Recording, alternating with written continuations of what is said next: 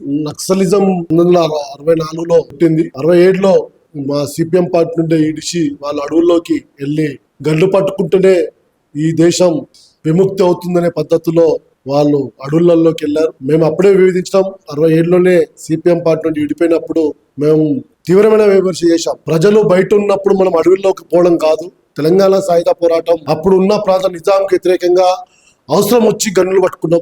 ఇప్పుడు ప్రభుత్వాలు మన ప్రజల ద్వారా ఎన్నికయ్యే ప్రభుత్వాలు వచ్చినాయి కాబట్టి మనం ప్రజల్లో ఉండి పోరాటం చేసి విప్లవం తీసుకురావాలని చెప్పేసి అనేక సందర్భాల్లో మేము మాతో విభేదించి వాళ్ళు ఒక నక్సల్ బేరీ ఉద్యమాన్ని తీసుకుని అడవుల్లోకి వెళ్ళి పనిచేశారు. ఈ గన్ను పట్టుకుంటేనే ఈ దేశం విముక్తి అవుతుందనే పద్ధతుల్లో వాళ్ళు వెళ్ళారు. ఏదైతే వాళ్ళు అనుకున్న ఏ ఆశయం కోసం అయితే వాళ్ళు పోయారో అది ఇప్పటికి కూడా 70-79 సంవత్సరాలు అవుతుందో ఇప్పటికి కూడా వాళ్ళు ఈ దేశానికి స్వతంత్రం వచ్చి ఇన్ని సంవత్సరాల్లో వాళ్ళు ఏదైతే ఆశించారో అది సాధించలేకపోయారు. వాళ్ళు మా నుండి ఇడిపోయి కూడా 60 సంవత్సరాలు దగ్గర అవుతా ఉంది. కాబట్టి వాళ్ళు అడవులలోకి వెళ్ళి సాధించింది ఏమీ లేదు. కాబట్టి మేము ఏదైతే ప్రజల్లో చైతన్యవంతం చేసుకుంటూ చైతన్యపరుచుకుంటూ ప్రజల్లో పనిచేయాలని చెప్పి మా డిమాండ్ కరెక్ట్ అనేది మేము భావిస్తూ ఉన్నాం.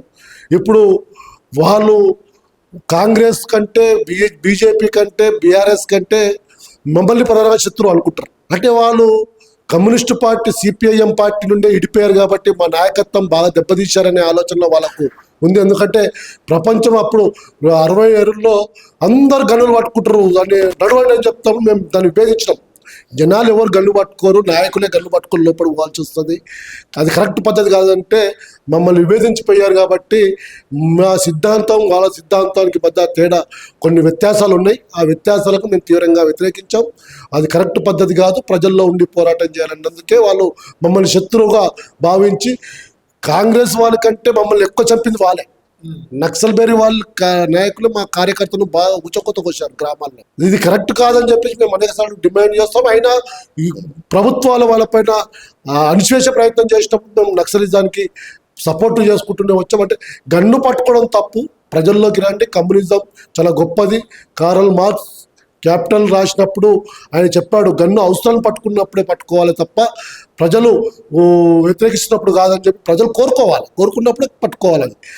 ప్రజలు కోరుకోవట్లేదు. కోరుకున్నప్పుడు పట్టుకొని మనం అడవుల్లోకి పోయి మనం సాధించింది ఏం లేదనే పద్ధతిలో చెప్పినప్పుడు మమ్మల్ని విభేదించి చేస్తున్నారు.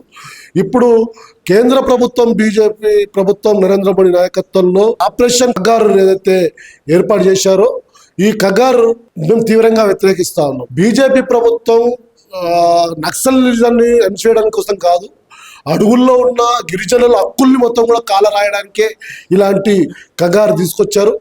ఈ కగార్ ఏదైతే తీసుకొచ్చారో అడవి సంపద మొత్తం కూడా బడా కార్పొరేట్ సంస్థలకు అప్పచెప్పాలనే పద్ధతితో ప్రయత్నం చేస్తూ ఉంది.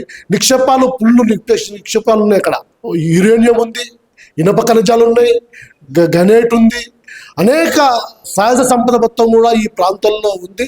ఇవన్నిటి కూడా అంబానీ అదానీలకు అప్పజెప్పాలనే ఆలోచనతోటే బీజేపీ ప్రభుత్వం పనిచేస్తుంది. ఆ పేరు చెప్పుకున్న నక్సలిజాన్ని అణిచివేయాలనే ప్రయత్నం. నక్సలిజం యొక్క ఒప్పుకుంటే నక్సలిజాన్ని పిలిచి శాంతి చర్చల ద్వారా వాళ్ళ ప్రజల్లోకి రమ్మని చెప్పి కోరాలి తప్ప వాళ్ళు ఏదో వేరే దేశస్తులు కాదు, భారతదేశంలో పౌరులు.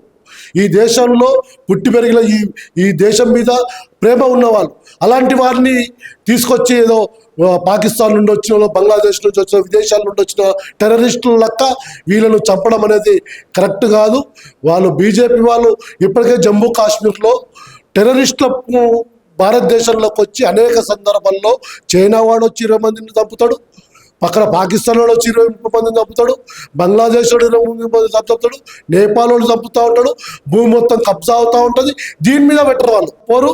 ఈ నరేంద్ర మోడీ నాయకత్వంలో బీజేపీ ప్రభుత్వం మొత్తం మతం చుట్టూ తిప్పుకుంటూ ఇట్లా కార్పొరేట్ సంస్థల మొత్తం కూడా ఈ సంపద మొత్తం దోచిపెట్టే ప్రయత్నం చేస్తారు. నిన్న జమ్మూ కాశ్మీర్లో జరిగిన సంఘటన ఏంది? అక్కడ సరైన వ్యవస్థ లేదు, రక్షణ వ్యవస్థ లేదు, పోలీసులు సరైన స్పందన లేదు. మన దేశంలో ఉన్న నక్సలీల కోసం వేల మందిని అడవులలోకి మన భారతదేశ పౌరుల మీద యుద్ధాన్ని ప్రకటించాడు బీజేపీ అమిత్ షా. వీళ్ళ కోసం 1000 మంది సైన్యాన్ని మొత్తం కూడా తీసుకొస్తారు. విదేశాల నుండి పాకిస్తాన్ కూడా భారతదేశంలోకి చొరబడతా ఉంటే దాన్ని ఆపాల్సింది పోయి రిక్రూట్మెంట్ లేదు, వేల మంది 1,80,000 మంది ఉద్యోగాలు ఆర్మీలో ఖాళీగా ఉన్నాయి. ఇవి చేసి అక్కడ ఉన్న టెర్రరిజాన్ని అంతం చేసి మన భూమిని మనం రక్షించుకోవాలని మేము కోరుతా ఉంటే, భారతదేశంలో ఉన్న పౌరుల్ని మొత్తం కూడా అణిచివేసి నక్సలిజం పేరు చెప్పేసి మొత్తం ఈ రకమైన దమనకాండ ఏదైతే చేస్తుందో బీజేపీ ప్రభుత్వం దాన్ని వెంటనే ఆపాలని చెప్పేసి మేము డిమాండ్ చేస్తా ఉన్నాం. నక్సలిజం వల్ల సామాన్య ప్రజలే నష్టపోతా ఉన్నారు. గిరిజనులు ప్రధానంగా తీవ్రమైన నష్టంలో వాటిల్లుతా ఉంది. వాళ్ళకు ఇక్కడ ప్రభుత్వం దమనకాండ చేస్తూ ఉంది, ఇక్కడ నక్సలిజం దమనకాండ చేస్తూ ఉన్నారు. వాళ్ళకు ఉపాధి లేక నక్సలిజం వైపు వాళ్ళు తీసుకెళ్ళిపోవడం వల్ల ఉపాధి మొత్తం కూడా గ్రామాల్లో అభివృద్ధి లేకపోతుంది. వ్యవసాయం అభివృద్ధి అవ్వట్లేదు, పారిశ్రామిక రంగంగా అభివృద్ధి అవ్వట్లేదు. కాబట్టి నక్సలిజం వల్ల రెండు వైపులా, ప్రభుత్వం వైపున ఈ రెండు కూడా ఈ ప్రజలే తీవ్రమైన నష్టం జరుగుతుంది అనేది మా భావన. ఈ ఆదివాసీల అమాయకత్వాన్ని ఉపయోగించుకొని ఇక్కడ పోలీసు వాళ్ళు ఒక నక్సలైట్ ఇద్దరు కూడా, మీరు గతంలో విశాఖపట్నంలో అడవి ప్రాంతాల్లో ఏదైతే కూపింగ్ జరిగినప్పుడు అక్కడ ఉన్న గిరిజన అమ్మాయిలు మొత్తం కూడా వచ్చిన పోలీసు వాళ్ళు రేప్ చేసి చంపడం జరిగింది. అనేక మందిని ఇట్లా ఈ రకంగానే రేప్ చేసి అదే వాళ్ళ మావోయిస్టుల డ్రెస్ వేయడము, వాళ్ళను ఉసికొండ సంబంధించిన సంఘటనలు మనం చూస్తాం. ఉసికొండలో ఎంతమంది అమాయక గిరిజనుల్ని అమ్మాయిల్ని పోలీసు వాళ్ళు రేప్ చేశారు.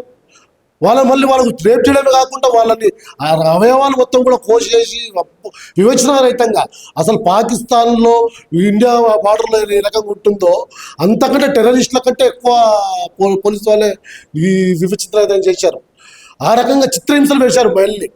కాబట్టి ఇక్కడ మావోయిస్టుల వల్ల, అక్కడ పోలీసు వాళ్ళ వల్ల గిరిజనులు ప్రధానంగా అమాయక ఆదివాసీ అమ్మాయిలు నష్టం జరుగుతుందని చెప్పి కోరుతా ఉన్నాం.